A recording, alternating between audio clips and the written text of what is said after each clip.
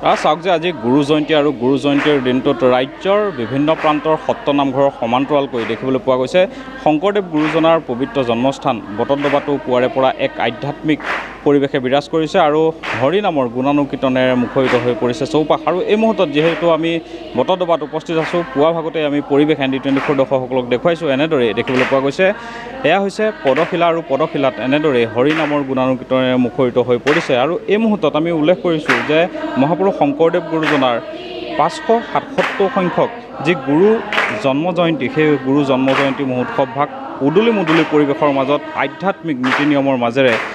ভকত বৈষ্ণৱসকলে এনেদৰে ৰাজ্যৰ প্ৰতিটো প্ৰান্তৰ নাম সত্ৰ নামঘৰত এনেদৰে পুৱাৰে পৰা অনুষ্ঠিত কৰা পৰিলক্ষিত হৈছে। আমি গুৰুজনাৰ পবিত্ৰ জন্মস্থানৰ পৰা যিহেতু পোনপটীয়াকৈ দৰ্শকসকলক পৰিৱেশ দেখুৱাইছোঁ আৰু আমি বৰ্তমান সময়ত নামৰ মাজলৈ দৰ্শকসকলক লৈ যাব বিচাৰিছোঁ।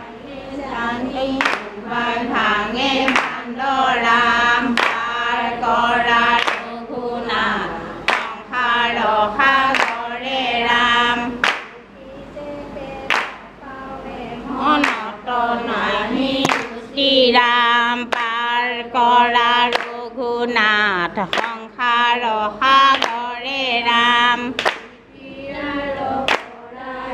নেউৰত উঠি ৰাম পাৰ কৰা ৰঘুনাথ সংসাৰ সাগৰে ৰাম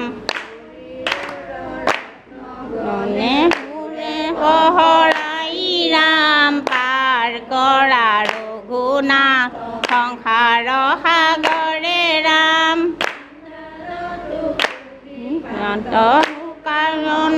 যাই ৰাম পাৰ কৰা ৰঘুনাথ সংসাৰ সাগৰে ৰাম কনোৱালি ৰাম পাৰ কৰা ৰঘুনাথ সংসাৰ সাগৰে ৰাম বনমালী ৰাম পাৰ কৰা ৰঘুনাথ সংসাৰ সাগৰে ৰাম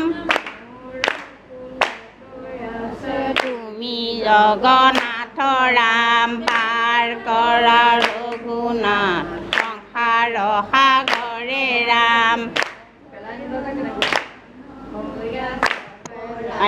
মাথ ৰাম পাৰ কৰা ৰঘুনাথ সংসাৰ সাগৰে ৰাম মাৰি ৰাম পাৰ কৰা ৰঘুনাথ সংসাৰ সাগৰে ৰাম লন্ত চুমা পাই ৰাম পাৰ কৰা ৰঘুনাথ সংসাৰ সাগৰে ৰাম তুমি জগন্নাথ ৰাম পাৰ কৰা ৰঘুনাথ সংসাৰ সাগৰে ৰাম পৰাইল মাথ ৰাম পাৰ কৰা ৰঘুনাথ সংসাৰ সাগৰে ৰাম পাৰ কৰা ৰঘুনাথ সংসাৰ সাগৰে ৰাম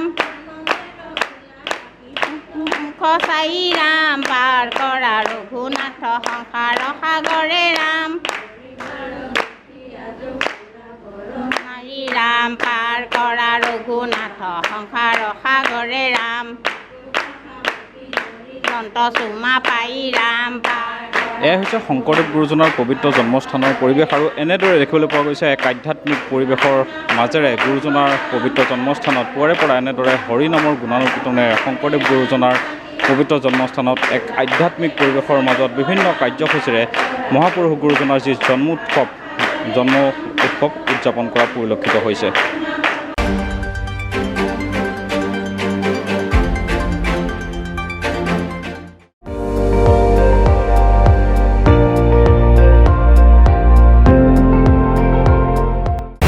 আপুনি চাই আছে ND24 সৰ্বশ্ৰেষ্ঠ নহয় সৰ্বোত্তমৰ দৌৰ।